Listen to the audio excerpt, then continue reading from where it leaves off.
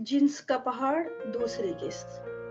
हर तरफ से उठता दर्द का एक तूफान था जो गोया उसे अपनी लपेट में लेने को ही था। आज उसकी 8 साल मासूम बेटी इस्मत की इस ज़हनी कश्मकश ने उसे एक बार फिर अजियत के इस दोराहे पर ला खड़ा किया था, जिसे भुलाने की कोशिशों में अब तक वो अपनी जवानी की बहारें खजा की मानित गुजारती चली आई थी। कुछ ही लम्हों पहले अपनी उम्र से कहीं बड़े इस जिन्स के एहसास से निपटती मासूम कली इस्मत अब सामने कुछ ही दूर शहर में ऐसे हंस खेल रही थी जैसे कि कुछ भी तो ना हुआ हो।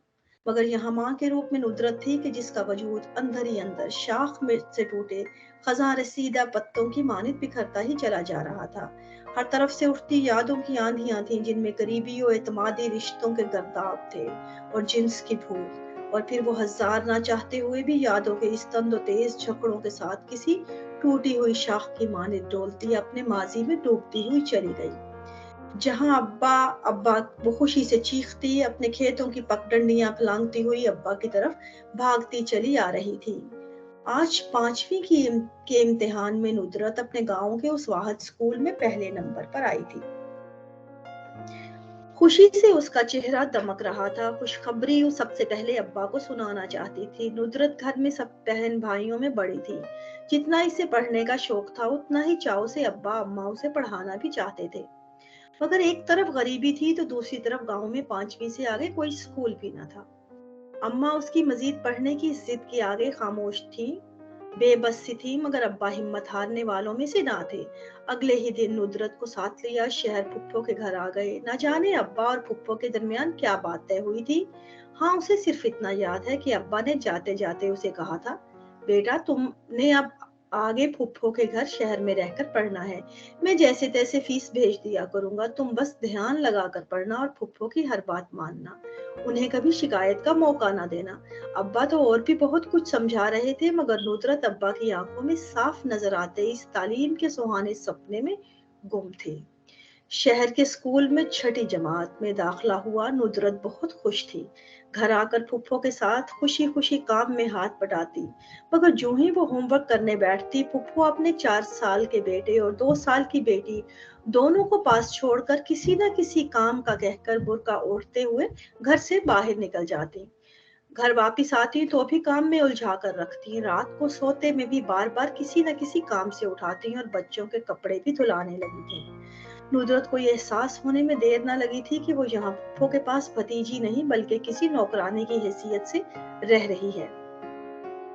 हाँ, मगर इस एहसास को भी वो अपनी गरीबी की एक और सजा समझकर पी गई थी।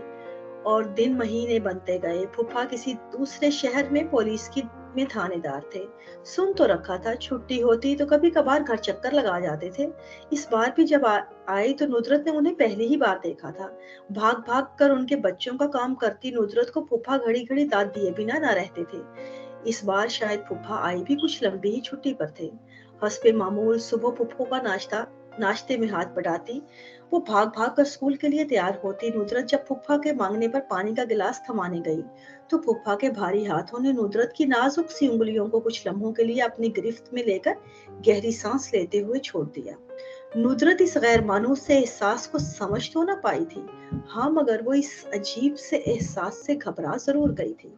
और फिर ये अनजाना सा एहसास हरदम उसका तवाफ करती फूफा की नजरों से और भी ताकतवर होने लगा था।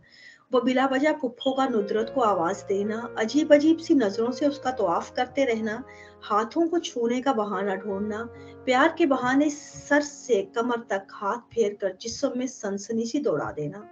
और फिर बात यहाँ तक पहुंची कि फुफ्फो के घर से निकलते ही जबरदस्ती हाथ खींचकर गोद में बिठा लेना, सीने पर हाथ फेर कर गहरी सांसें लेते हुए हाथों को रानों के ऊपर तक फेरते जाना।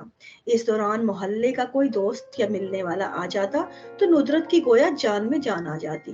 फूफा का मूड फौरन बदलता। नुदरत को चाय पर बनाने पर लगाकर सियासत से लेकर मजहब तक, मोहल्ले भर की बहू बहनों की बेपर्दगी से लेकर नौजवान बेटियों की बेराहरवी तक, शहर भर की मारूफ खवातीन के मुआशिकों से लेकर खुद पर आशिक खवातीन की फेहरिस्त तक, अलगरज दुनिया भर के सभी मौजू फिर फुफ्फा की दस्तरस में होते।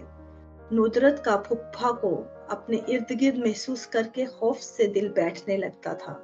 करती भी तो क्या करती, जाती भी तो आखिर कहाँ जाती। स्कूल में पढ़ाना जाता था, टीचर की किसी बात पर अब ध्यान भी ना दिया जाता। वापिस घर आने का सोच सोच कर में दिन भर उसका एक अजनबी से एहसास से खौफ से दम निकला जाता। घर आती तो खुद को काम में उलझा कर रखती, फूफा की नजरों से बचने के लिए ज्यादातर फूफी के साथ चिपकी रहती, गोया के इन गैर मानूस हाथों के एहसास के बोझ तले उसका पूरा वजूद पूरी तरह मसला चला जा रहा था। तराजू के एक पलड़े में अब्बा के सपने थे, नुदरत के ख्वाब थे, तो दूसरे पलड़े में इस अनजाने से खौफ की चट्टान। हर पल एक डर के साथ रहती, अब फूफी के घर हर लम्हे गुजारना उसके लिए दोभर होता चला जा रहा था। चारों नाचार एक दिन तंग आकर फुफ्फी से कह बैठी, फुफ्फी जब आप घर से जाती हैं तो फूफा मुझे अपने पास बुलाने लगते हैं, नहीं जाती तो खींच कर ले जाते हैं, मेरे जिस्म पर मेरी टांगों पर हाथ फेरते हैं, मुझे अच्छा नहीं लगता। अभी वो अपने अंदर उठती दर्द की लहरों से लड़ते लड़ते इतना ही बोल पाई थी कि उसकी गाल पर पड़े सन्नाटेदार थप्पड़ नुदरत के नाजुक सा बदन लर्जा कर रह गए। और फिर ये थप्पड़ों की बारिश रुकी नहीं थी, एक के बाद एक थप्पड़ पड़ते ही चले जा रहे थे। और साथ ही साथ फुफ्फो की जबान पर उसके यहाँ पनाह देने के सबब भाई की गरीबी के एहसान के ताने, लबों से उसकी माँ के लिए उगलती नफरत और गालियां थी।